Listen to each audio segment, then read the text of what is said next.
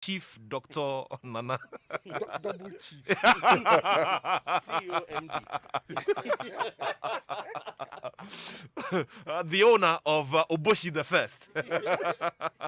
Gentlemen, it's good to have you here in the studio. It's Great to always a see you. pleasure. Great to Thank see you. you. Yeah, an action-packed weekend. It started off with action on the tracks at the A1 Raceway. Now, I saw a video of Lexus Bill trying to navigate a curve. You know, whenever we're watching Formula One races, Lexus Bill is always going, hey, Charlie, why? But now, Lexus, you have the chance to try to live up to what you see Hamilton do, live up to what you see Verstappen do, and Lexus. Okay, hello, Lexus. Are you here? Can you hear me? Okay. Uh-huh. You see?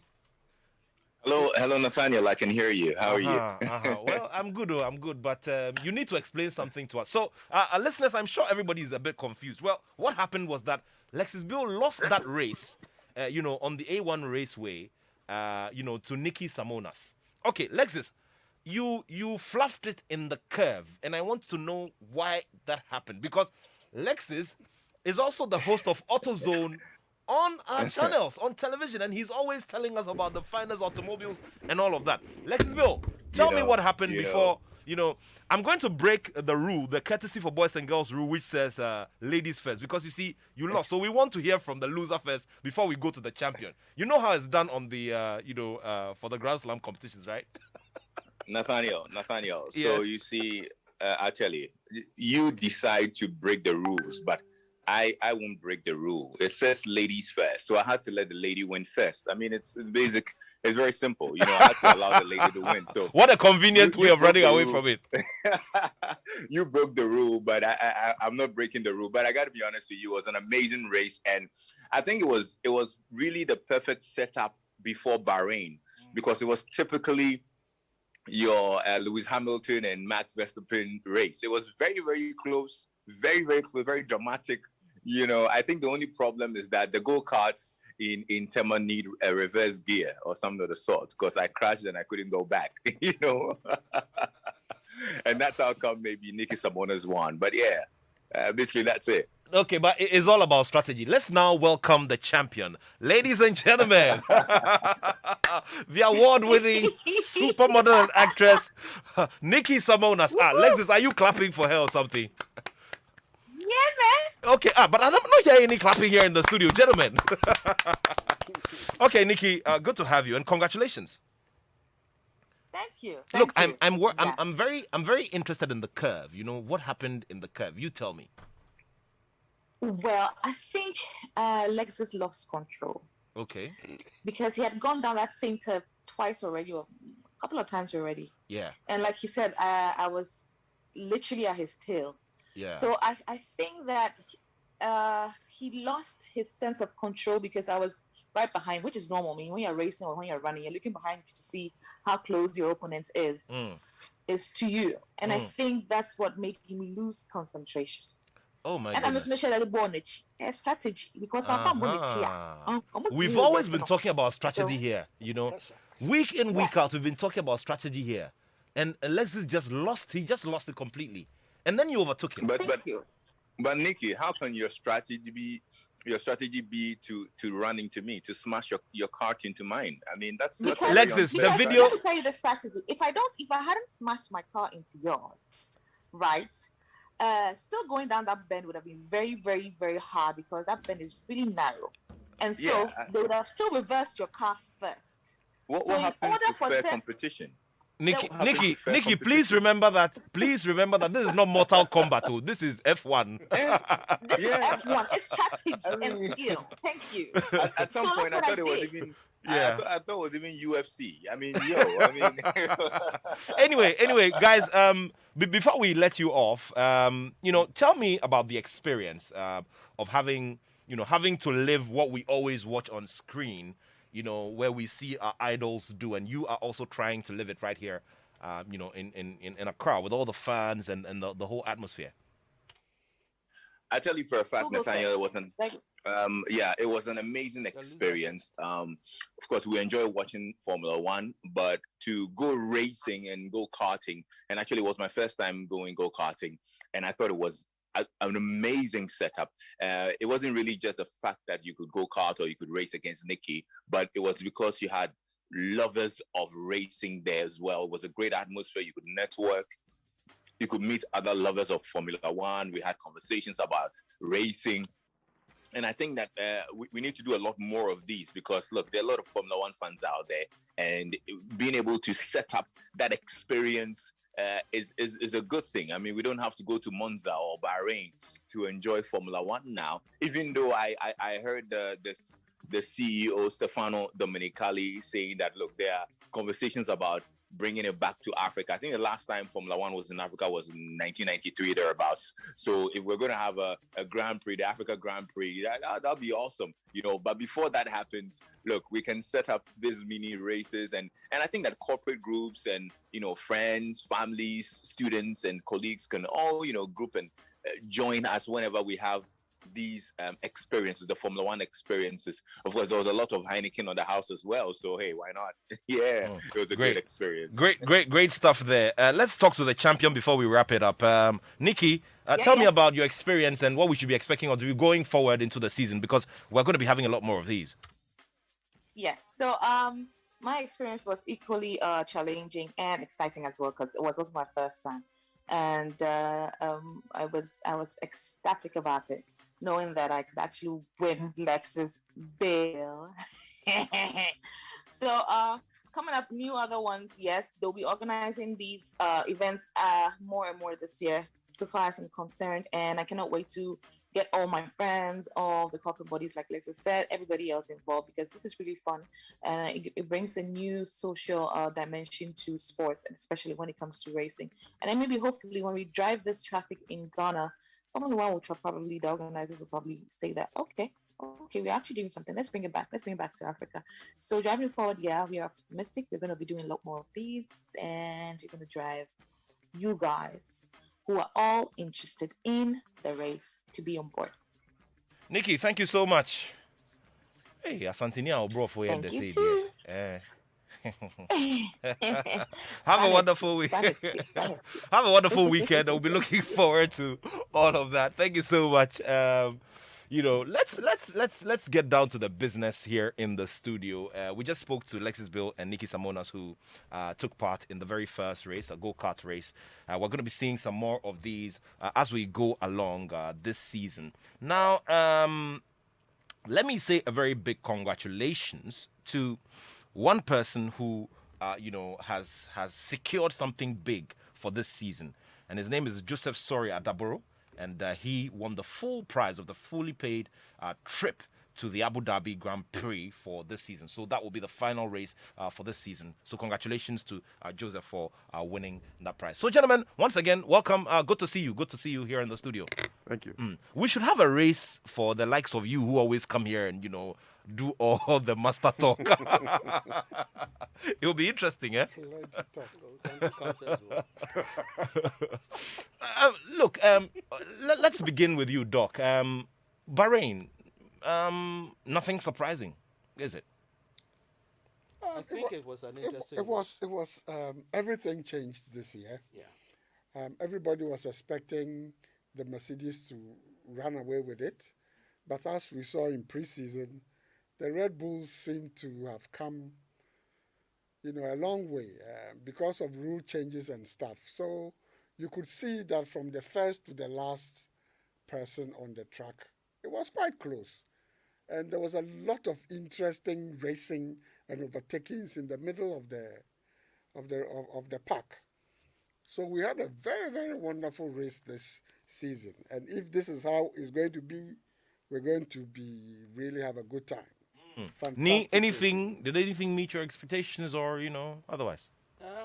Typical Mercedes fan, very exciting to see that we had a Mercedes sandwich like we've had for quite some time, and it still tastes real good.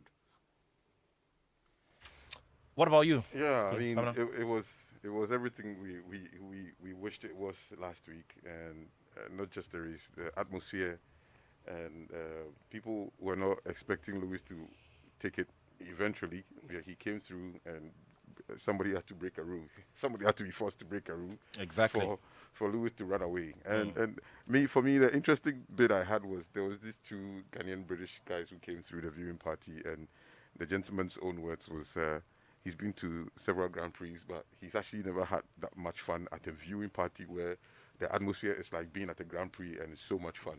Yeah, I think the setting from last week was exciting. Oh, wow. Yeah, it was good. It felt very much like family. Yeah. And they adding that extra rig. Yeah, the Just, actual brought- rig just made it. brought something else to it. Yeah. Yeah. Well, interesting stuff there.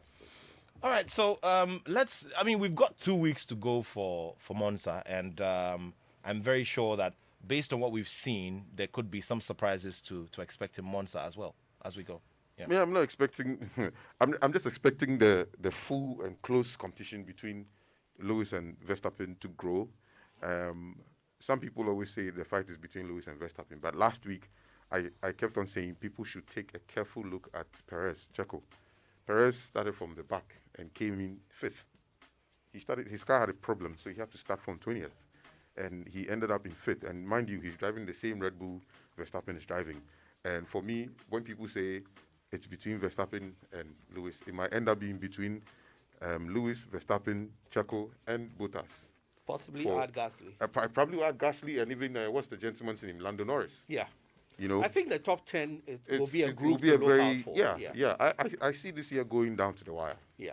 Maybe number 10 might just drop, the Japanese young boy. Yes. But that Yeah. top 10 looks like quite an exciting bunch to look into the season. But that Japanese boy was something else, Amazing. huh? He did, he really was. And he's a new guy. And His first race. his Yeah. first race. First race to come in the top 10 to score a point is something that hasn't happened in many years. And for it to happen in this year was quite refreshing, the fact that there is a new blood coming into the game. I think the Honda engines, we should just watch out for those two Honda engines in those two teams. In fact, 4 Honda engines in those two teams, AlphaTauri and the Red Bulls. I think they are going to be a team, two teams to watch this season. Yeah, it's unfortunate what happened to Bottas in the pits, but Yeah, these things yeah. sometimes happen, and sometimes the best teams just fall foul to some of these things. Yeah, and the new ones, the new faces. This Japanese one, the other ones. What are they bringing to the table regarding the levels of excitement and everything? Unfortunately, the one that was making all the noise preseason and causing social media issues. Exactly. Before the first lap, the guy had spun off Yeah, Mr. Mazepin. Mazepin. And the social media people are so happy because he's a Russian with plenty of money. So they've been trolling him since Bahrain. Mick Schumacher didn't do well because of his team, the Haas didn't do well. But Tsunoda was perfect. I mean, he made and the driver who has really improved is Lando Norris. Yeah. I think we might surprise everybody this season. Yeah.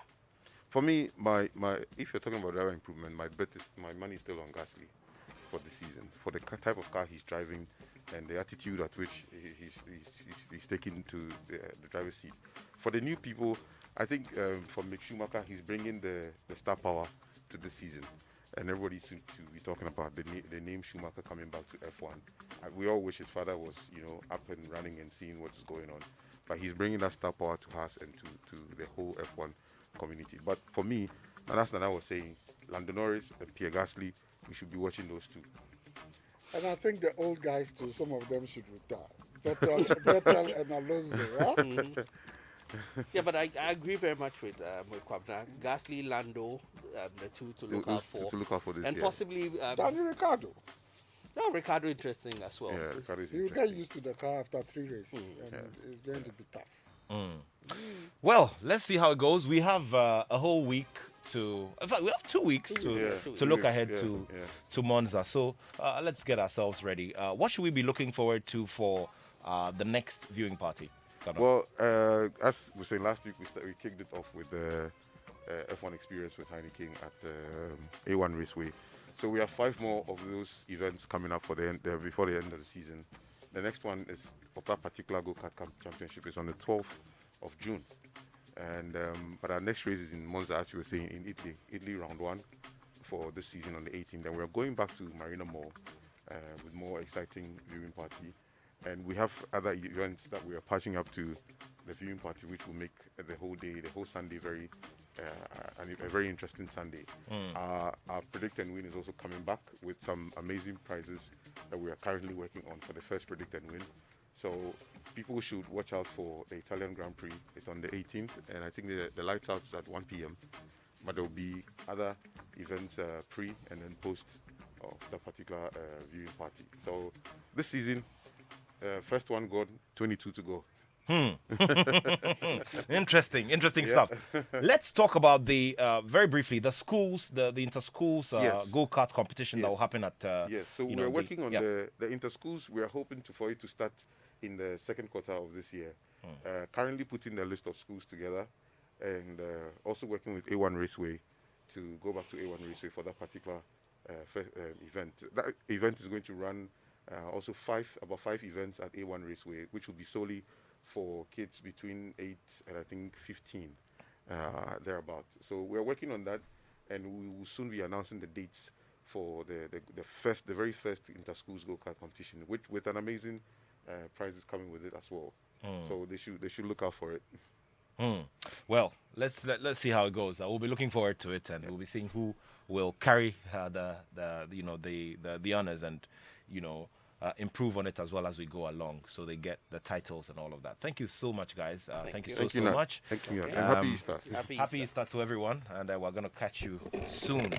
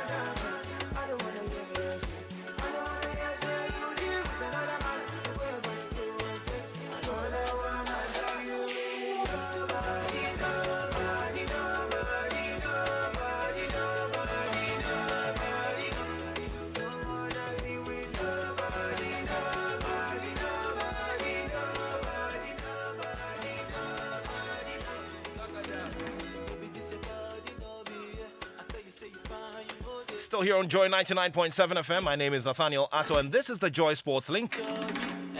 The Ghana Premier League has resumed, and Accra Great Olympics have taken an early lead. Are they able to maintain it? Big question. You send me a message and tell me.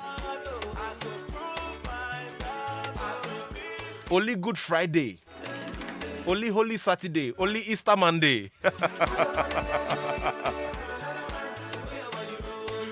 Greetings to you, Excellency Amaka Amatefu, the board chairman of Accra Great Olympics, the whole team, Mr. Oluboy Commodore, the playing body, and some of the die-hard fans.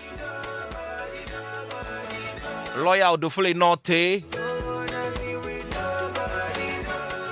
Mrs. Betty Mold Idrisu. And there's a ritual that the fans have been performing, from time to time on the blind side of the media for the playing body. We'll be sharing all of that with you, huh?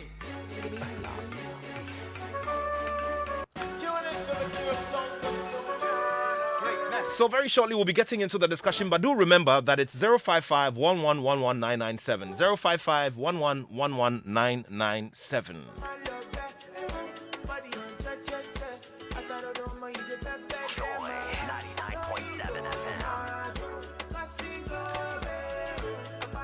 And I'll tell you something, there is a lot of interest in this topic, this subject of violence against referees in various tiers of our football.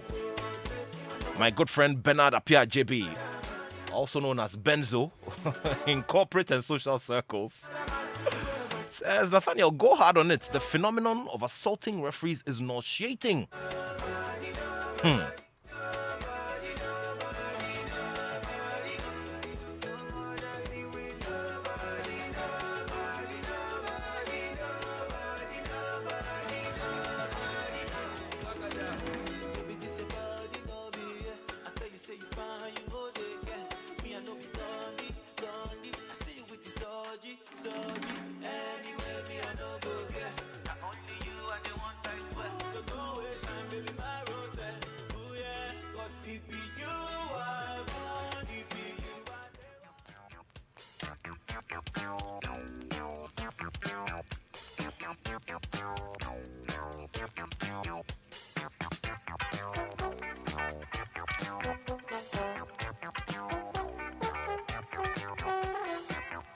So let me just share my personal experience with you from last weekend. So later that Sunday, I was just monitoring as usual what was going on, in addition to what we were doing here and offering our listeners. I get on my social media platforms and I realize that there are some pictures that are circulating. Which pictures are these? Very graphic images of heavily injured referees. I'm talking about referee Niatre Sunto Aziz and his assistant Suleiman Mohammed and Yakubu Abdul Rahman. And the fourth referee as well, Hasim Yakubu. So they're based, in Tamale and Kumasi respectively. Now, these referees were in charge of a Division 1 league game between Wamanafo Mighty Royals and Tano Bokwa. Long and short of it is that the home team, Mighty Royals, had other ideas. I'm talking about fans of the home team. This game ended in a draw. And fans of the home team charged on the referees, accusing them of denying them the opportunity of winning the game.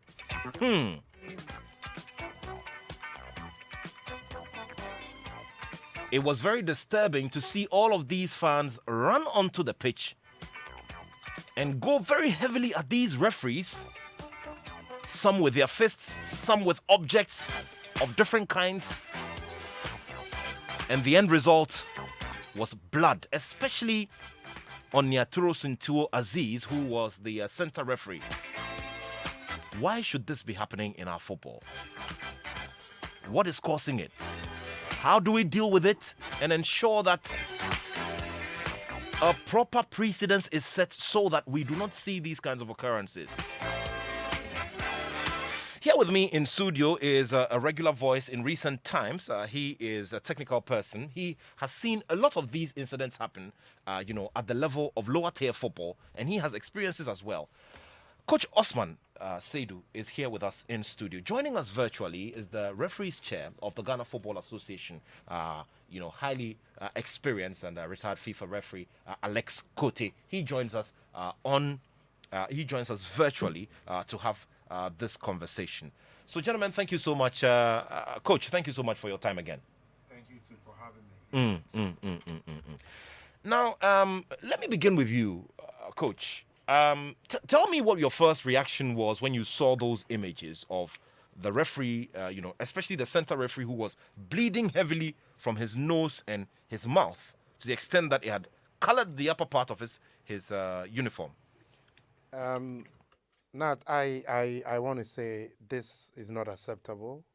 Whatever the situation is, we've moved away from those kind of behavior. Ghana as a country has come a long way when it comes to football, and we've become a model for some other countries to be looking up to us.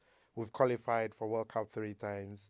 I mean, we are known as a football nation, and we should be able to accommodate some of these things. It's not acceptable. I would condemn it. However, we need to really look at how we can stop it. That's why I have a lot of respect for you and some other journalists who are really giving the space for us to discuss how best we can improve on some of these things. But it's not acceptable. As we go into it, we'll come out with some of the issues that might necessitate some of these things and how to make sure we solve the problem. All right. Now, also joining us is referee Alex Cote, who is in charge of the refereeing operation at the Ghana FA. Ref, thank you so much for making the time, despite your very tough schedule this weekend. Nat, thank you very much for having me, and I appreciate this opportunity. Thank you. Ref, I mean, I'm going to place the same question there at your feet. What was your initial reaction? I mean, this is an umpteenth time that this kind of incident is happening. But tell me the first thing that ran through your mind when you saw those images of the referee with a bloodied nose. Nat, the first thing that came to mind, I asked myself a question. Why this time? That was the question I asked myself. Because why this time? Because I think that we have gone past this stage, and I was not expecting such act, to happen in this current dispensation of football. Whereby the Football Association has put in a lot of measures that clubs can't.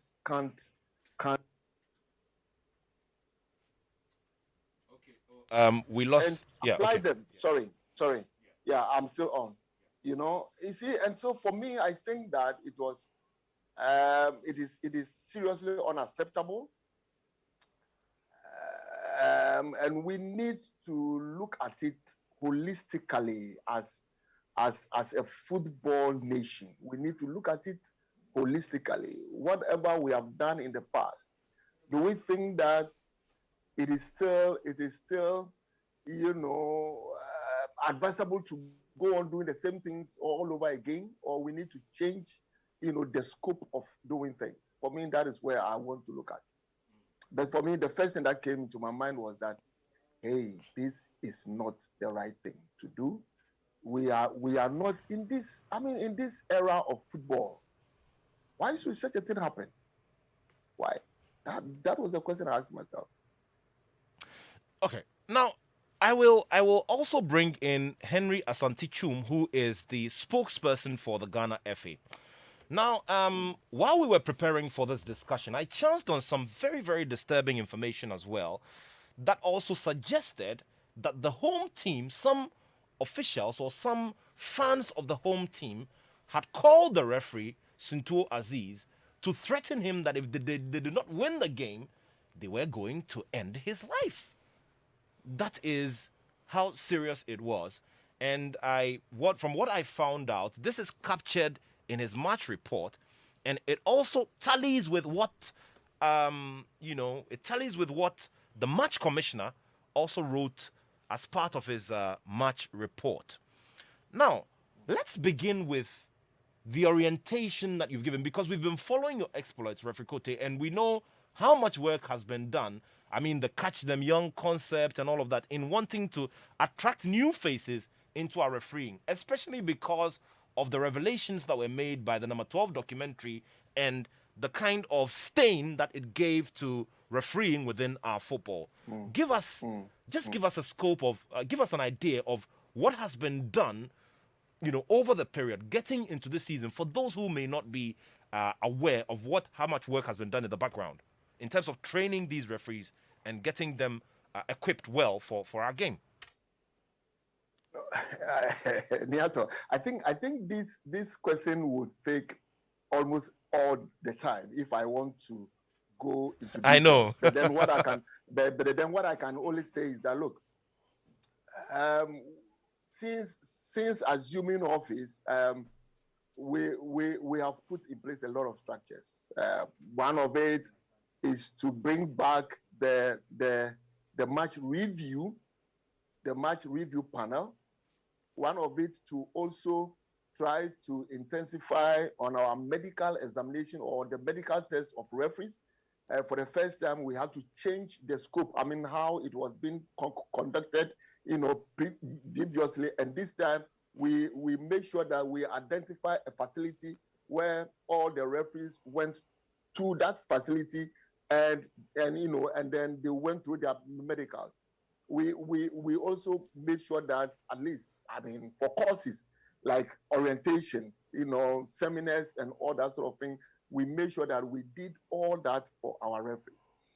The only thing that I can say that probably we need to look at is trying to do more of education to one, the clubs, two, the players who are the architects of football, and then also three, to the media.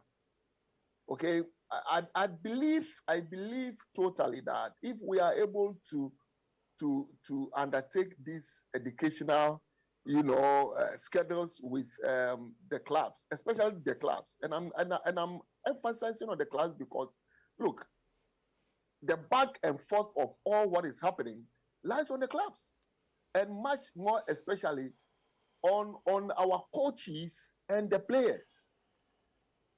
During the break, I mean, when after the first round of the Premier League, I had opportunity to meet all the Premier League clubs, in a forum where we had to go through some discussions. And Ato, it will amaze you that in fact, we need to go down to the clubs and have some sort of education for our clubs, the coaches, the administrators, the players. They are ignorant of the laws of the game. It is a fact. Nobody can run away from that. It is a fact. And so when these referees who are, who have been given the current trend of, education, applies the laws of the game to the latter, then, club officials think that they are cheated. That is the problem we are having. You understand? You see, because, for instance, handball, which everybody sees it to be so, big and that sort of thing, it's very, very simple. And the law is very explicit on that. For instance, if the ball touches or hits any part of the body of a defender, and let me use the word here very, very carefully, of a defender, any part of his body, including his foot, and the ball touches the hand, it is not a foul. It is explicit in the laws of the game. But here is our clubs think that once the ball has touched the hand, it should be a foul. You understand? And so if the referee, interpret these laws and say no foul, it means that referee should be beaten. That is the problem we are having now. You see, and after, just like I said, I can go on and cite a lot more of examples. You understand?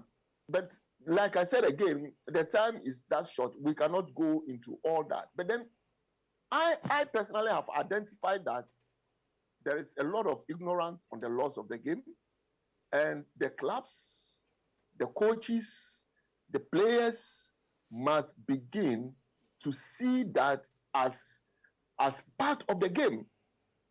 Before the commencement of the league, we had series of meetings with these clubs, and we told them that, look, we are ready to come and take your clubs through the laws of the game. As I speak with you today, the 3rd of April, there was, in fact, no club ever showed interest in that.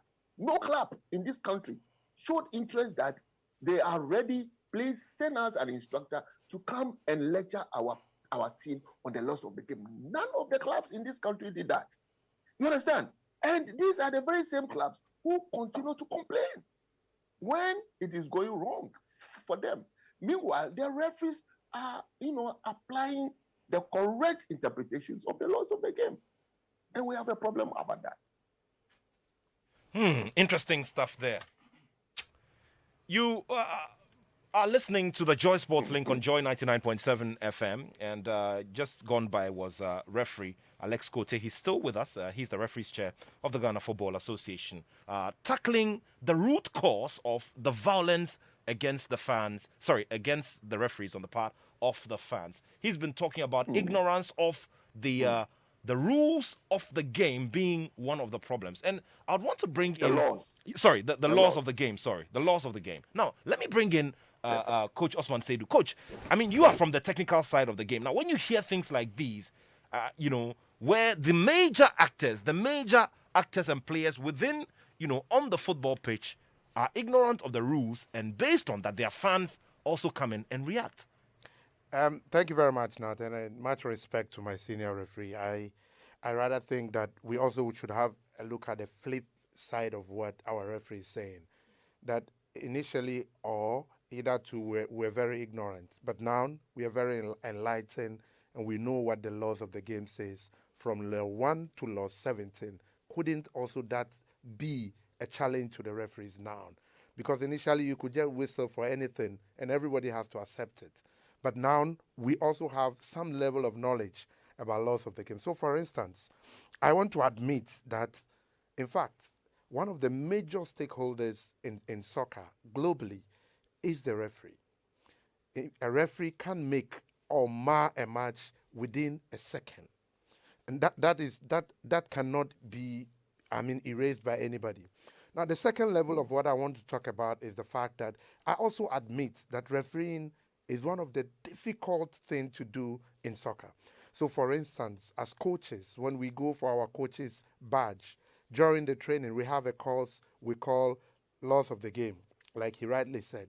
And this is one of the most difficult course that a lot of coaches find it difficult to come out of it, because it's that difficult, Nat, I must admit. So in the process of the course, you will be shown a video. You would have a question, about 30 questions. You'll be shown a video. Within a twinkle of within a trip of your eye, the video is off, and you have to take a decision. There's a question on the paper, and you have to mark it. So you can imagine that's a video. How much more is a real game situation? So admittedly, it's one of the most difficult thing we can talk about, right from license C, B, up to A. However, they do not operate in vacuum. That is what I want to remind everybody, including my senior referee. They do not operate in vacuum. They do not have their own rules and regulations. They, just like any other religion who have a Bible, Quran, if you like, they also have laws of the game from 1 to 17 that instructs them exactly what to do. So if you are observing a match as a coach, and referee whistle for offside when there is a throw in, what has ignorance got to do with this? It's so plain. The most important thing I want to say is the fact that they have a structure that they work with in Ghana. For instance, in Ghana, they have the match analysis, match review panel, accessories and qualification panel, instructors for physical, instructors for technical. Now, so there's a bit of a structure there. To me, my major problem is just like any other institutions. Not, I know you very well, not because you are here. I know you're a very good journalist. But if you put the journalists together, we have some bad nuts among the journalists. Referees are not always right, and that should be clear to everybody. As human as they are, they make mistakes. But unfortunately, their mistake caused the job of a coach. Their mistake caused the life of a spectator. And that's real. That's real. Nobody can do anything about that. I want to accept and also believe that if we are able to work and ensure that we minimize those mistakes from the refereeing point of view, it will go a long way to help us. How do we minimize this? How much do we pay a referee for a match? My checks indicate that is around 1,000 Ghana cedis. I mean, that's too low for a referee. Now, if you give him other incentives, he would definitely capitalize on it. And this 1,000 cedis includes, please correct me if I'm wrong, it includes accommodation. How much is 1,000 Ghana cedis for a referee who would go and officiate a match? It means you are opening a gap. You are exposing him. You are setting him up to be beaten. Because if he's given some enticement, if he's given some form of things that really can help him to change his decision or influence his decision in a match, you don't have to blame him. He'll go for it.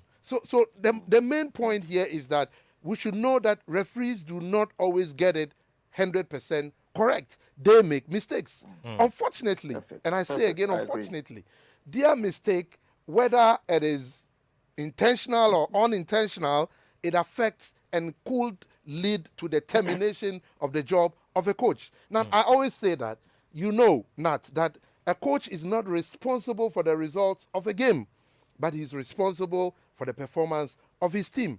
So, but unfortunately, if you are in a competitive league, there is nothing like performance. It's all about result. So what I think is that with the referee association, let's get back to the drawing board. Let's accept that, yes, sometimes they make mistakes. And how do we minimize those mistakes? Is it about their incentives? Is it about some better structures we can put in place to ensure that? Because it's about life, Nat, I think. Now, you make a very important point here.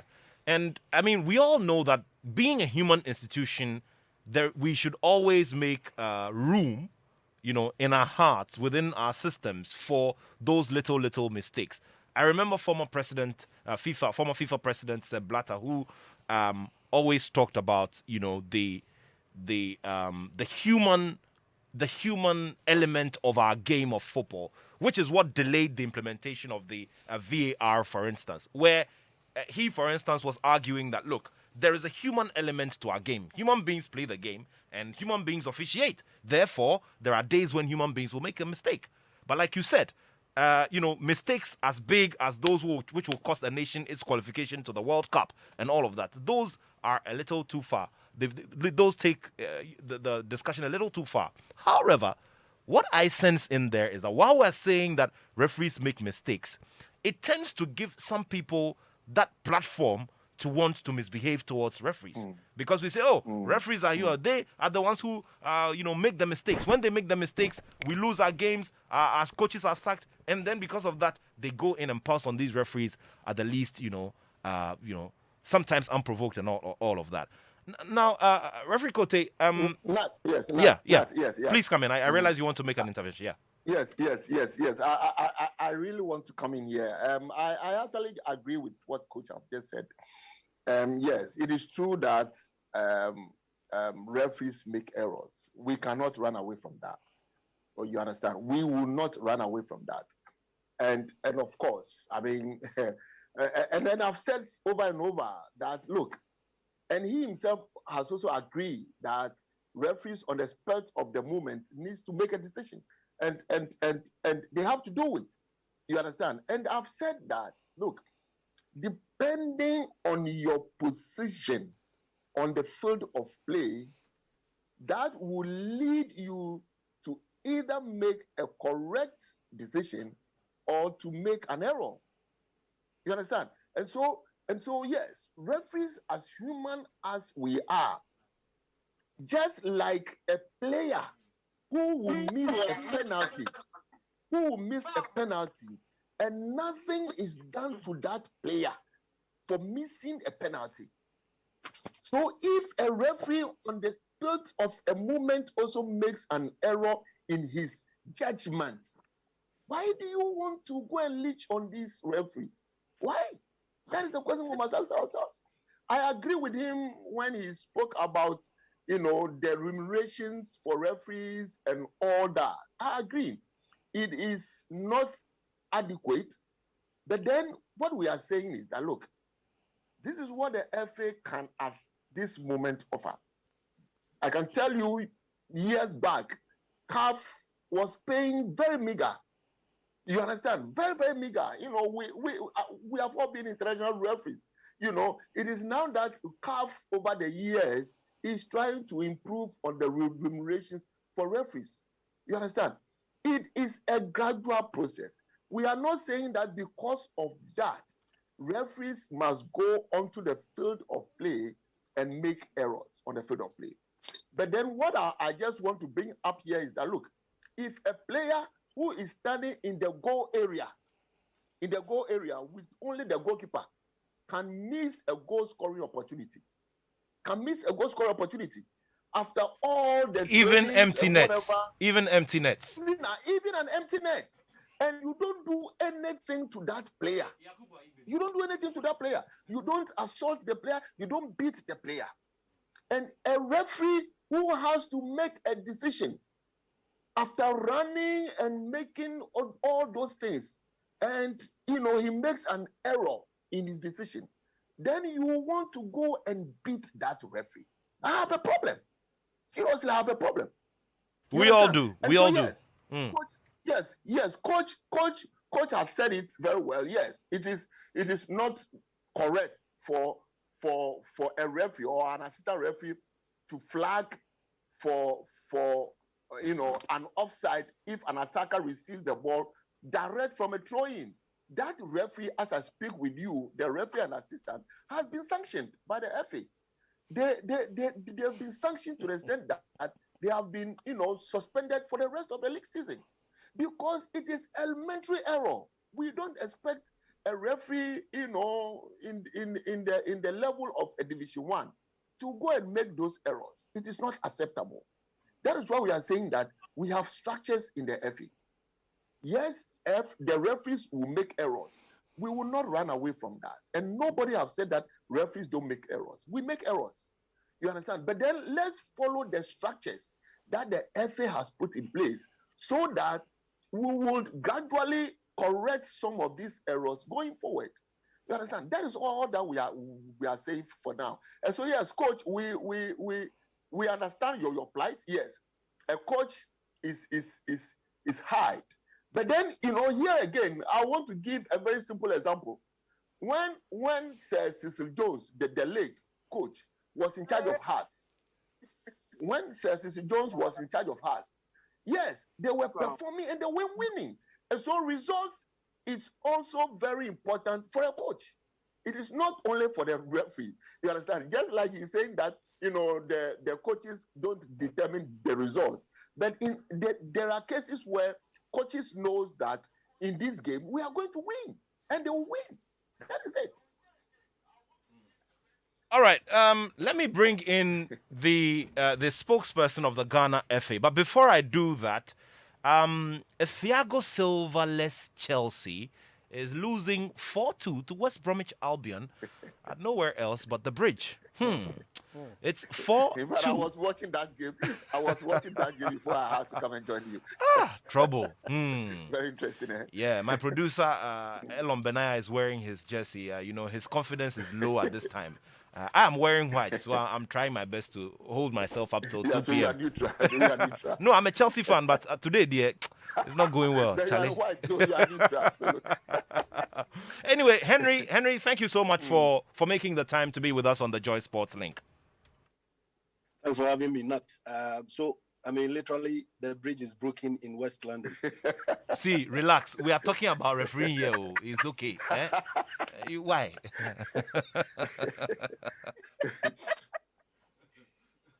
Anyway, Henry Asantichum, spokesperson for the Ghana FA, a journalist, a commentator as well, and somebody who's followed the game at all levels. And he's seen a lot of these incidents happen over the period, even until he took over this role at the FA. Henry, the thought that in this last incident, which obviously has led to all of these conversations, that it was even worse than we thought, to the extent that there were threats and there were death threats issued, it means that these fans are really taking the law into their hands. They're really going overboard. Well, thank you once again, Nat. Before I answer your question, let me just bring to the notice of our listeners and our viewers that a little over 2 weeks ago, on a match day, I think it was a Sunday, I received a call from the cameraman who was assigned to handle one of our games. I do not want to mention the game. Who was assigned to cover one of our games at the Coronation Park in Sunyani. He attended the pre-match, and the report he sent back home was very, very dangerous. So immediately, I spoke to the General Secretary of the FA, Prosper Harris-Senado. Then we contacted the Regional Football Association chairman and warned him that if anything untoward happens to the match officials after the game, he will be held responsible and the club will also face sanctions. And this was because the match commissioner had hinted that he picked up signals during the pre-match and after the pre-match, and there was the need for us to act. And we acted. The game ended successfully. There was no issue. So immediately, what we did was to increase the number of police personnel or security personnel who were assigned to the game, and they were able to finish the game without any incident. Now, coming back to your question, yes, the referee has reported that before kickoff, when he went for the pre-match, he received threats from the home team. That one official of the home team told him point blank that they will kill him if they don't win the match. And that's where I have a problem. Now, I do not want to blame the referee for not reporting those threats and going ahead to handle the game, because maybe he did not, take it seriously. But I am also saying this to point out to our referees that when you go for pre-match, you are supposed to report every single detail that takes place at pre-match, because the game cannot be played without pre-match. The pre-match talks about security for the game. The pre-match talks about arrival of the teams, talks about jersey colors, talks about technical decisions. And so everything that borders on the game takes place at the pre-match technical meeting. And our referees, our brother referees, our sister referees must take cognizance of the fact that if something happens at pre-match and you don't report before the game, if something happens 1 hour to kickoff and you don't report before the game, it can affect the outcome of the proceeding. So, yes, fortunately, in this case, the referee made mention of certain names. He also made a report at the Brekum police station. So we are working hand in hand with the officer who is in charge of the case at the Brekum police station, and then also the prosecutors of the FA have charged these officials whose names were mentioned in the report of both the referee and the match commissioner. And I tell you what, Nat, we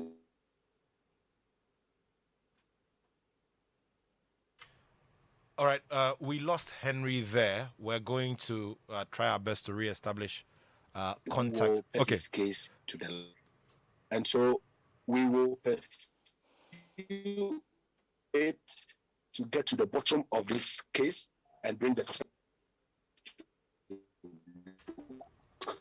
Okay, unfortunately, we're having issues with connectivity with Henry there. We'll try to reestablish contact with him. Henry, please reposition yourself, check on your data situation, and let's continue with the conversation. So the FA is very clear in how it wants to tackle this issue and what kinds of punitive measures will be issued. Now, I'll get back to him very shortly. But, Coach, during a recent seminar in the Ashanti region, the General Secretary of the Ghana FA, Prosper Harrisonado, stated clearly that one of the things being considered by the FA is to have these home clubs whose fans misbehave towards referees lose the rights to play their matches at home. So, for instance, if in this particular case, Wamanafo Mighty Royals would play their next game in the next home game, which they are supposed to honor, will be honored in the half of the at the home ground of the team, the opponent. Now, that is strong enough, isn't it? Not at all. You don't think so? No, I don't think it's strong enough because it involves the life of referees. I came as a referee. I'm there to officiate, not to be beaten to death or have threats that could lead to a psychological trauma for me. I don't think it's enough thing to do because really, those who are really doing the thing, they don't care. They're careless whether their home team play their next match at home or a different venue. They're careless. What I think we should do is to speed up actions on any reported referee misbehavior from the point of referee, so that it will boost the confidence of the spectators to know that, hey, if you misbehave as a referee, you will be punished. Once we are able to indoctrinate all spectators with this kind of ideology, that yes, we as DFA people are fair, we are in the middle, we are not on the side of the referees, and we are not on the side of the spectators. Ours is to call the shot and call it when we have to call it. Once we get that confidence from the spectators, when a referee is misbehaving, they will be rest assured that, look, you can do what you want to do. GFA is waiting for you as the police. But where they feel that at the end of the day, nothing will be done to the referee, then they want to do what they want to do to the referee, even though that is not good, condemnable. I'll never support that act. But as an association, I respect that the GFA will act upon immediately on issues that has to do with violence, either from the referee or from the spectators. And then also go beyond just a match and banning them for a match to prosecuting the people who are involved in doing that. In modern days, we have cameras. We could easily identify the people who are doing that. That is not acceptable. Let us punish them, and let's create a safe space at our stadia. If we do not have a safe space, the love we cannot bring back the love. Spectators aren't going to the stadium, and everybody would lose interest in the game that we all love. So I think that is not enough punishment. Let's prosecute those involved individually, and let's also make sure that if it is the referee's fault, we punish the referee immediately. That's the word there for me. Let's bring back Henry. I'm sure that by now we've re-established contact with Henry. But before he comes back again, it's 5-2 against Chelsea in extra time. 5-2 against Chelsea. Thomas Tuchel is there, feeling very cold, while Sam Allardyce has crossed his legs. You're making Henry so happy. Why are you doing that? Oh, Henry, I know where to get him. Henry, please continue with broken. Let's continue with the point, Henry. The point you were making about pursuing this matter to its logical end, and also making sure that you fight this tooth and nail. Yes. So like I was saying, sorry for the break. Like I was saying, I think that we have shown commitment so far. The challenge is that, sometimes when games of this nature go on, sometimes they also attack the cameramen who have been assigned to cover the game. So once evidence is touched, it becomes extremely difficult to pursue the case to its logical conclusion. Coach spoke about these days there are cameras. Yes, there is a reason and commitment to that fact. We have decided as an association to cover every single game, including the Women's League. And every weekend, cameramen are sent to the corners or the borders of Ghana to make sure we receive footage of incidents that happen at league centers. Now, the cameraman who was, assigned to the Wamanafo Bofuakwa game, I spoke to him immediately after the match because I knew cameramen have also become a target. When I spoke to him, fortunately, he was not assaulted.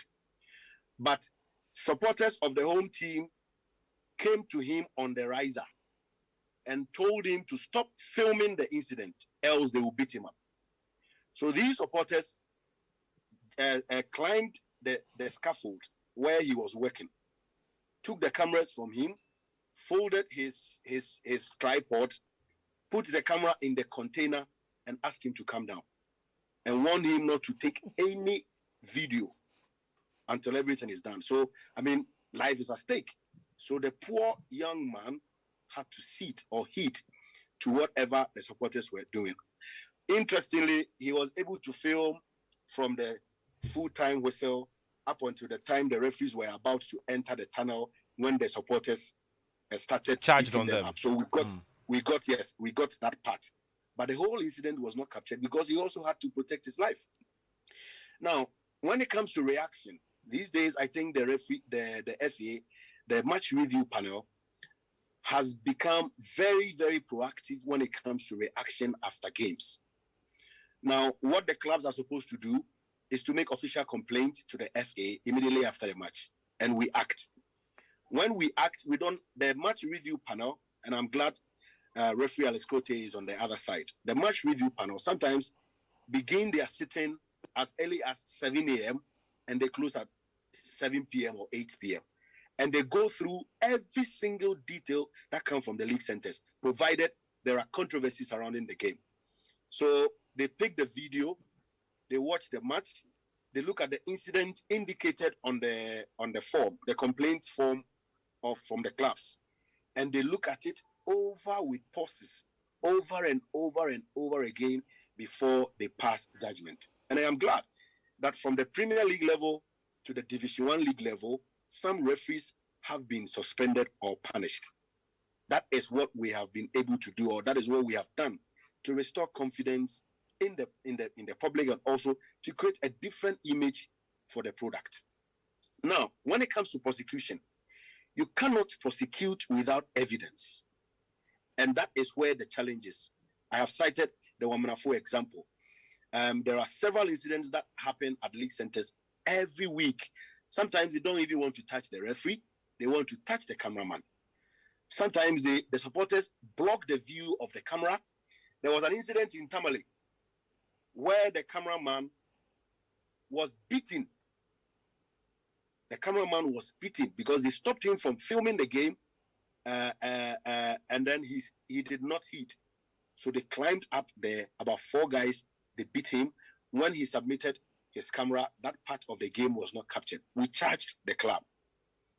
And I am sure that the prosecutors are still pursuing that case. So we have challenges. I think that some of these shows will go a long way to change the mindset of the people. Education is extremely important at this particular moment. And once again, let me place on record that referee Alex Cote, my referees manager, is on the other side. Incidents that happen at pre-match, colleague referees, you are members of the FA, please report incidents that happen at pre-match before kickoff. If it is that you are going into a game and there is no adequate security, don't start the match. You need at least 10 uniformed policemen and other security officers in uniform, at least 10, before you start a game. If it is less than 10, your life is at stake. Don't start the game. Report to the office in Accra. We will reschedule the match. Because where he's gotten to, if care is not taken, one day we'll wake up and a referee is beaten to death because of inadequate security and some of these threats that happen before games are played. Henry Asante-Chum is a spokesperson of the Ghana FA, and referee Alex Cote is referees manager of the Ghana FA. Coach Osman Seidu represents the Greater Accra Coaches Association under the Ghana National Soccer Coaches Association. Here with me on the Joy Sports Link on Joy 99.7 FM. Please keep your messages coming in. Later on, we'll activate the phone line as well so that you can join us and articulate your thoughts. We would want to move the conversation, forward. We had planned to get a referee who had suffered assault to speak to, but unfortunately, we're not able to get through to his line. Now, clearly, there is a big problem at hand, and what we see on the part of the FA is commitment. Now, let me come back to you again, Henry. What timelines are we giving ourselves? Because this obviously is an SOS situation. This is an emergency situation. I was happy when I heard, the General Secretary say that, look, immediately we want to consider, punishing these clubs whose fans misbehave so that they play in the opponent's home. How quickly are we hoping to implement this from where you sit, Henry? Well, this week, Wabanafo is playing away, so that will not apply. But their next home game, this is match day 15. After this weekend, the first round of the league will come to a close. So what we intend doing is that their next official home game, they will play in the away team's home grounds. It's to punish them. Coach spoke about the fact that the spectator does not care where the game is played. Yes, to some extent, I agree. But if you are a club CEO and you spend money and you have made an investment and you allow spectators to ruin your investment, then that's up to you. The punishment is meant for correction. If you wouldn't educate your fans and you will leave them to continue misbehaving, again, you are held responsible for whatever incident that happens at your training ground or at your league center. Now, one thing I am glad about is that there seems to be consistency in the reports of the match commissioner, the center referee, and his assistants. in the report they sent to the FA, the consistency is where particular names were mentioned. They mentioned those names when they reported the case in Brecum, and in their report, those names were again mentioned. When I spoke to the cameraman who works in my department, he also mentioned the same names. What it means is that there is consistency. So the cameraman was not only filming the game, he was also observing things that were happening at Wamanafo on that fateful day. So on the account of the cameraman, the center referee and his assistants, and the match commissioner, it means that certain individuals were behind this particular barbaric act. And those individuals have been charged. The prosecutors have given them 48 hours to respond. If they don't respond, if they don't give a written response, they will be given a physical hearing. After that, we will pursue the case. And I mentioned earlier that we are also talking to the Brecum police to get all the perpetrators arrested. Once we have these men who are not faceless people, and it also includes the CEO of the club, once he is arrested and he comes to give his side of the story, I'm sure that whoever is captured in the tape, he will reveal the identity of the other people. In terms of the punishment, yes, it could come in different forms. The first action the Executive Council took was to close down the league center. So it is not going to host any official FA sanctioned match. And the second thing is that their next home games, they will play in the away team's home venue. Henry, before you carry on, okay, just before you wrap up, let me just get clarity on this one. How long will the home ground of Wamanafo Mighty Royals remain closed? Is it for the rest of the season? I mean, they're just wrapping up the first half. Is it going to apply to the whole half of the remaining season in the Division 1 league? What exactly is it? Please clarify that. Not for now. The Wamanafo Town Park is closed down until further notice. It could even go beyond the 2020-2021 season, depending on the outcome of investigations and the severity of whatever their supporters did.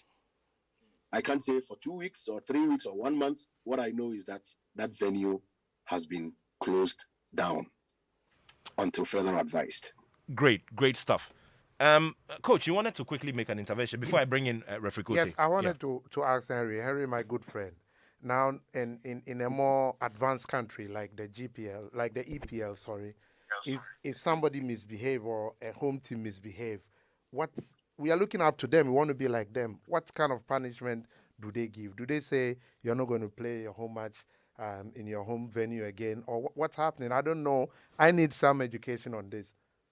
Okay, well, the question is to Henry because I also want to chip in on that. But Henry, please respond. Please go ahead.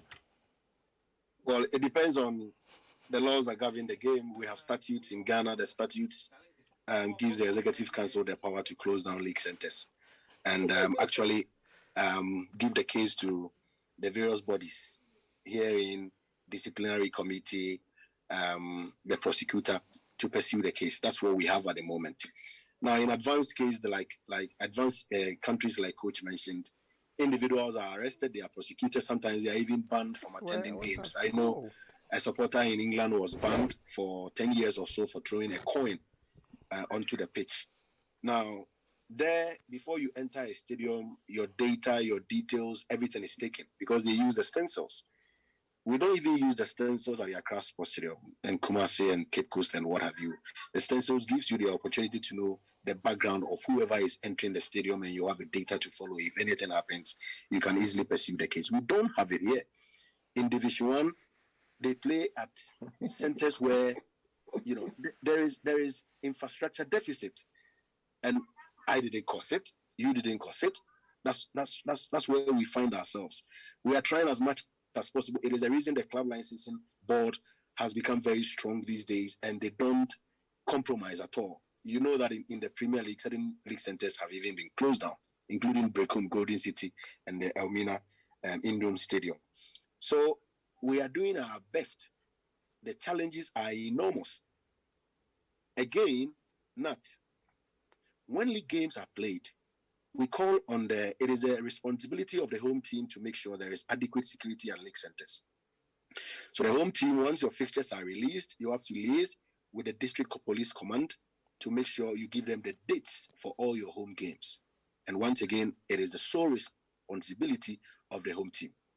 I don't understand why things of this nature happen in the full glare of the police and no arrest is made.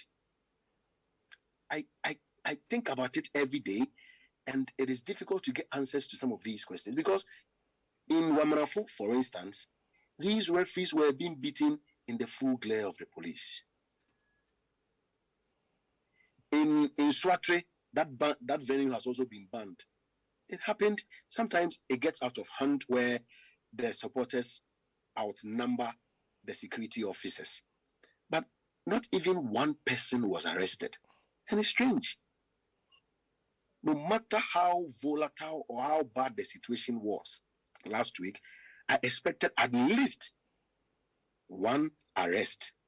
Get that person behind bars. Just make an attempt. Just put in an effort to put somebody behind bars. But these things happen in the full glare of the police. Nobody is arrested. They walk to their various homes freely, and it makes their work extra difficult. Now the Division 1 League Board, they are coming up with so many suggestions. We should involve the military. We should do this. We should do that. Those can be considered. But let's tackle the issue head on and ask ourselves why these things happen in the full glare of the police and no arrest is made. It's strange. I keep asking. Well, you probably may have answered the question for yourself, Henry, because first of all, you ask yourself what kind of deployment is done for these match centers. Are these policemen armed? Which units do they serve? What's the number, once again, against the number who engage in a certain act? So there are challenges, and I realize that it is the inadequacies that we have at various levels that are causing some of these problems for us at various levels of the game. Rather unfortunate, but hey, I think that we just have to keep dealing with them. So, confirmation coming in that the Wamanafo Park is closed until further notice. This confirmation has just been given by the spokesperson of the Ghana FA, Henry Asante-Twum. Let's bring in referee Alex Cote now. Referee, when you hear this, when you hear measures like these that have been taken, and actions like these that have been taken, how much does it calm your nerves, yours and that of the whole refereeing body within our football? Well, I think that for now, just like Henry said, that this is what we have in the statutes. We cannot do more than what has been done. In fact, when the incident happened, I happened to be in Nigeria, and so I quickly made some few contacts with my heads of referees in other countries to know or to find out what they actually did. And Nigeria was a typical example, and they told me what they did, and so I said, okay. Can we also begin to implement some of these things? But then here again, it has to be in our statutes. For instance, in Nigeria, they said that if you make an attempt or if you touch a referee and it is reported, you lose 3 points. That is that match, the match that you played, you lose that match, and another 3 points is deducted from your accumulated points. I say, wow. So if you beat a referee and you have to lose 6 points, it is just deterrent enough to let you go to relegation, and so that is what some of these countries, have started implementing, and it is helping them. And so now you hardly hear in Nigeria that a referee has been assaulted. But hitherto, my brother, it was rampant, But then when they introduced these measures, I think that it has kept it very, very, very low, and we hardly hear of such things. So I think that going forward, we need to go back again to our structures. We need to look at the statutes again and see if we can incorporate some of these sanctions. I think that we need to come up with very strong deterrent sanctions that would put some of these people out. Because if you are a club owner and you are investing so much and you are not doing anything, and you allow spectators or fans to come and assault a referee, and then at the end of the day you will go on relegation, then that is your own beef. You understand? And so yes, we still need to do a lot more with regards to our statutes. We need to bring in a little more hard, more stronger sanctions just to deter supporters and fans. One thing that keeps alarming me is that we have said that we are playing behind closed doors. So if we are playing behind closed doors, where are these supporters coming from? Yesterday, I wanted to go to the Akash Stadium to watch a match, and when I got there, the gates were shut. I came back. I didn't make any attempt to get in. Even me as the head of referees. You of all people? Understand? Yes, I got to the gate and it was shut down. I said, okay, well, what I know is that if you get there at exactly 3, you will not be given access. Exactly. So 1 hour before kickoff. Yeah, so that is what happened. In fact, I was there in the office. I had to do some few things in the office, And so when I got there, it was around 3 o'clock. And I'm sorry. That's why you were not. So I went home. You understand? And so supporters, we have said over and over that these matches are behind closed doors. Why do you even go to the stadium? Why? That is the question I keep asking myself. You understand? And to the extent that I don't know how they manage to also get into the stadium, into inner perimeter. Yes, you understand, and it is quite alarming. And for me, I think that just like Henry have said, our police needs to be on top of their work. Seriously. Yesterday there was another match, and quickly when the referees called me, I told them, please don't continue with the game. Don't continue. Finished. And they abandoned the match. I told them that call for reinforcement. The reinforcement came. It took them away. Finish with the game. Finish. The club will be sanctioned. You understand? You see, so these are some of the things that, for me, I think that we need to start to do. And even, at that match, behind closed doors, and the spectators were over 500. I said, wow.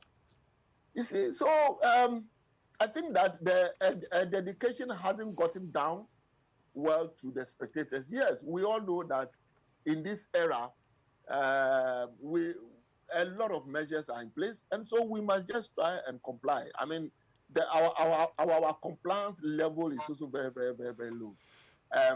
Last Tuesday, in our match, look, the police were on top of their game. You understand? CAF said that look, they have allowed for 30% spectators. The security personnel said, look, 30% is about 7,200, but we are only allowing 6,500. And so we ensured that tickets that were printed was only 6,500. A lot of roads, links that would lead you to the stadium were blocked. You understand? So if you come and you don't have the ticket, you are not allowed to enter. And it was strictly compliance. But here, it is not like that. That is our problem. That is the problem that we have. I'm going to come to you for final comments, and then we can get in our callers so that they can also express their thoughts here. 15 minutes to the top of the hour, 2 p.m. when we'll wrap it up here on the Joy Sports Link. After making our motherland a better place to live.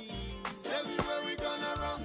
055-11-11997. 055-11-11997. I'm going to get the messages in very shortly. But we've activated the phone lines now. 0302-216-541. 0302-216-541. Get through to us. Let's have this conversation together. What are your thoughts as well on how to move this forward and ensure that our game is safe and is also attracting the right company on all fronts? One of the things I'm very passionate about is sponsorship, the level of sponsorship, so that issues like remuneration, allowances for our officials can be good.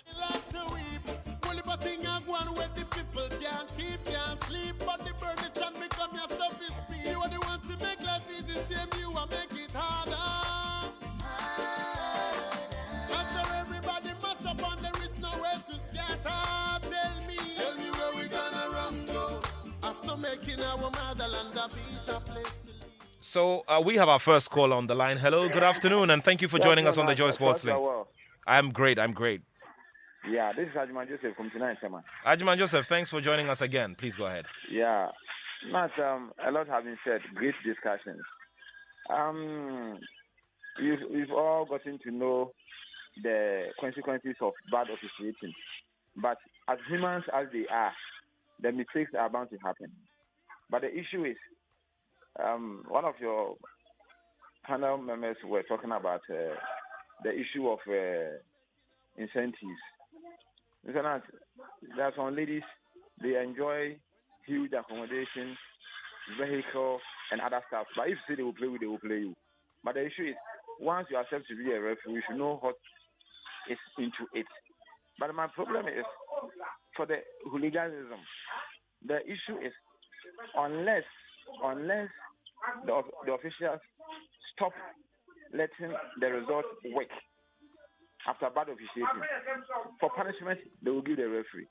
They will ban the referee sometimes forever for some years. But before the supporters will stop hooliganism, unless they tell them that, hold your peace, the result is not going to work. Either there will be a rematch or something like that. For that one, it is going to be okay with them. Thank you. I don't know if it will work, but I think that's my suggestion. Thank you. Thank you very much, Ajman Joseph.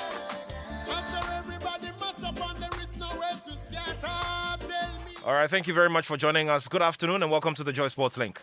Good afternoon. I'm Emmanuel from Adenta. Emmanuel, please go ahead. Yeah. I appreciate your discussion, but there's one thing for the whole of last week I've been trying to get. The results of the Black Star B friendly match they played. I never heard it. You people never discussed anything about it. All right. Hello? It was a 2-1 result against the Black Stars B. Oh, okay. Thank you, and okay, thank you for the heads up as well. Thank you very much for the heads up as well. 0302-216-541. 0302-216-541. Hello, good afternoon, and thank you for joining us. Good afternoon. This is Soku. Listen, I'm calling from Lasegbe. Soku, please go ahead. Yes. Anytime I listen to some of you people discussing about referees that have been beaten in Venice, I think it has even come down. During the early entering late 80s and the 90s, when we were following coach football, it was a normal phenomenon for a referee to be beaten. And I know you may have almost watched football around the Interfa Park, those Manchagbona and the rest during the coast times. But the problem with those people at the Bunu areas is that we have grown past this age of losing matches and beating people for not maybe ruling matches in their favor. But their problem is that they don't go anywhere apart from the Bunu area that they stay. You understand? Some of us, we will follow this Kotoko everywhere we go. My first time of going to Tamale was Kotoko versus RTU. Hello? We're listening. Please go ahead. Yes, you understand. So they don't travel apart from the Bruno area. They don't go anywhere. But if you beat somebody in Bruno and you come to Accra to come and face your slaps, you know that you have to behave when teams come to your area. So they have to advise themselves because they are there. They don't travel anywhere to learn anything. That is why they are misbehaving. Well, thank you very much. But let's not suggest that we're going to retaliate. That doesn't solve the problem for us. 0302216541. There's a message from Dr. Nyahu Tamaklo, who previously was chair of the Ghana FA and Ghana's High Commissioner to Serbia as well, and once CEO of Accra Hearts of Oak as well. Good afternoon, Nat. It is totally wrong for match officials to be attacked by supporters. However, we have had instances where footballers have been beaten to death for missing penalties or for bad performance in Latin American countries. Supporters who commit crimes in pitches and stadia must be severely punished. Thank you very much, Dr. Nyahu Tamaklo. Let us get back on the phone line and speak to our last two callers, and then we'll come back to wrap up with our guests. Hello, good afternoon. Hello, good afternoon. Please tell me your name and where you're reaching us from. I'm Jason, speaking from Ablekuma. Jason, good to have you on the show. Please go ahead. Thank you. Yes, first and foremost, I would like to mention the issue of security. One thing is that security that comes from these venues are mostly from police stations within the localities.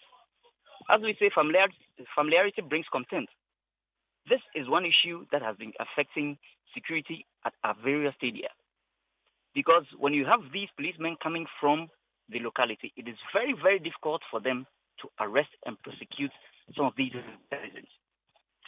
And the second, I think it's also about time, as part of the referees' education, they also educate referees on what they are supposed to do when they are threatened before the game, after the game, and during the game, so that they know when to end the game, when not to even start the game at all, or when to call the abrupt end of the game.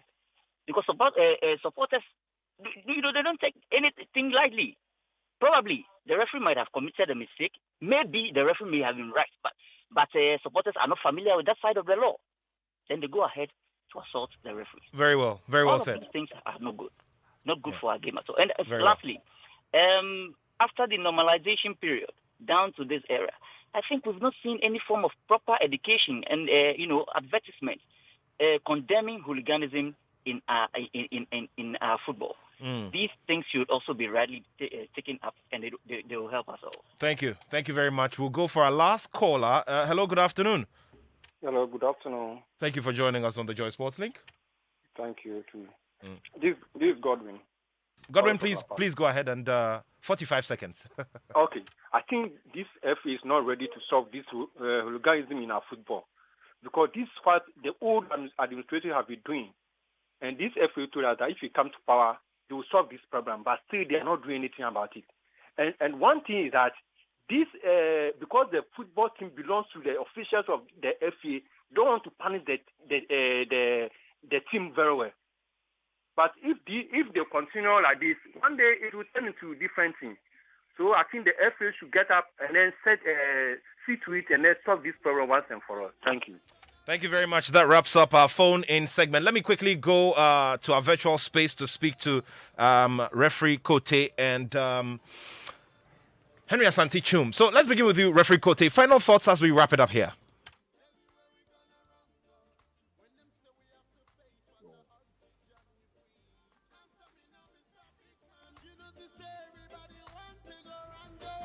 Okay, so if referee cannot hear us, Henry, yeah. Please, give us your final thoughts as we wrap it up.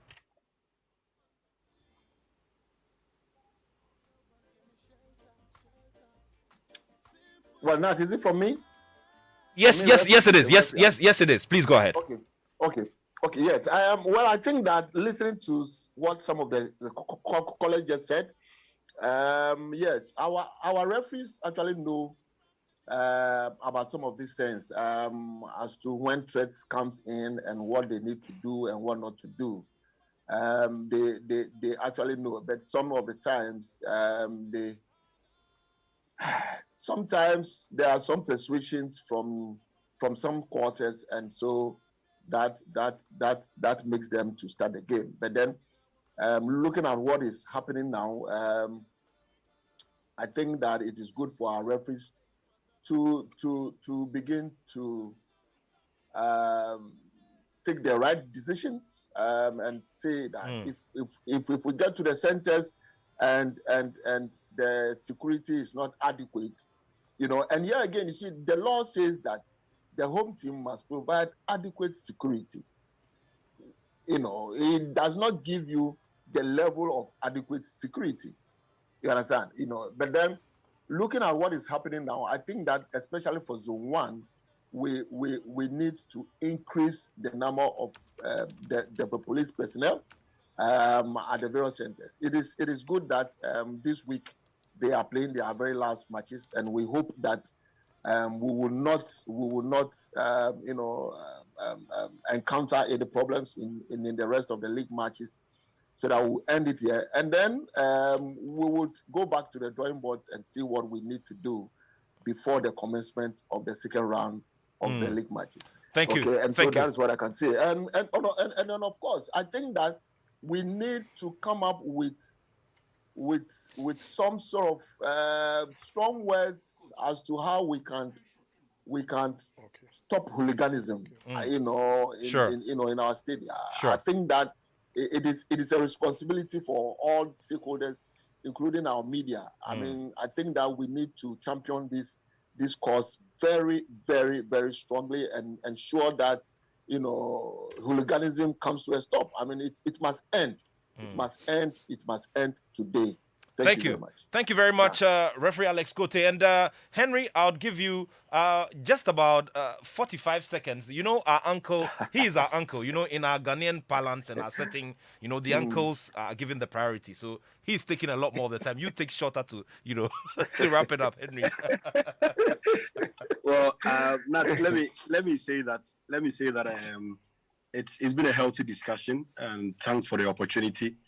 I want to call on club owners to stop inciting, their fans or influencing their fans to attack referees.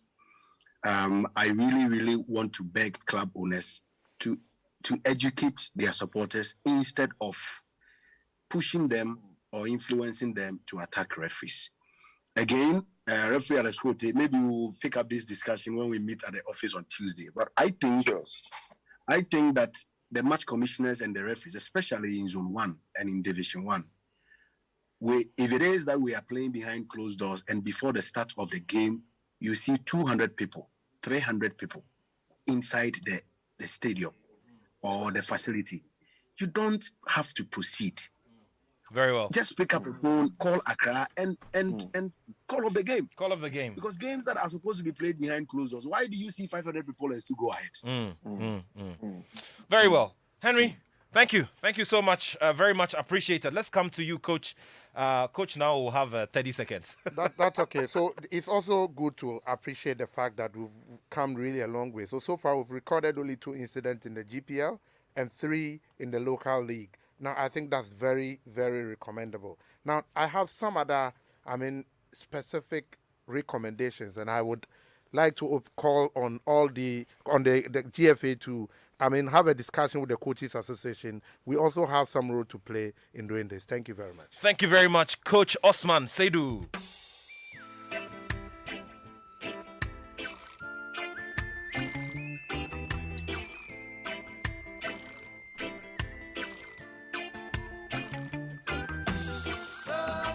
So George Quay will be on standby to bring us the show.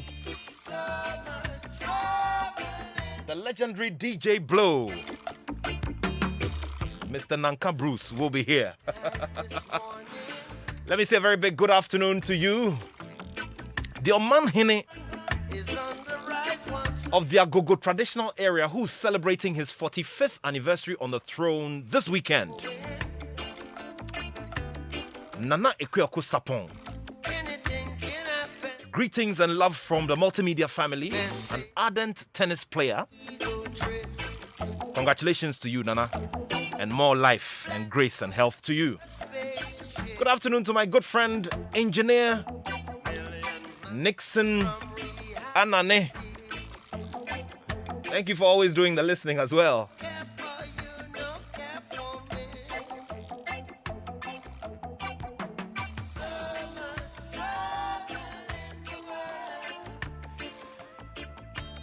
Well, the troubles will all end very soon because I sense a lot of commitment. Thank you so much. And of course, after Accra Great Olympics defeated Medeama by 1-0 yesterday, they jumped to the top of the table. There are fixtures this weekend. Kumasi Asante Kotoko is in action this afternoon. And then the rest of them happen tomorrow. You'd have to follow us on the Joy Sports Arena. And of course, don't miss that very big one from me. Olympic boxing jeans, the story of the Samares. It will be there on the Joy News channel tomorrow, and we'll have the repeat times as well. Just follow us on our social media channels. Manuel Kranting is ready, meditating on the reggae music and ready to bring us the Joy headline news at 2. Thanks to the whole production team. My name is Nathaniel Atto, and I have love for sport. Joy headline news at 2. Coming up, Ghana's race to defeat the deadly coronavirus is on the verge of derailment as geopolitics around the vaccines threaten the country's access to the jabs. Experts say the global inoculation scheme currently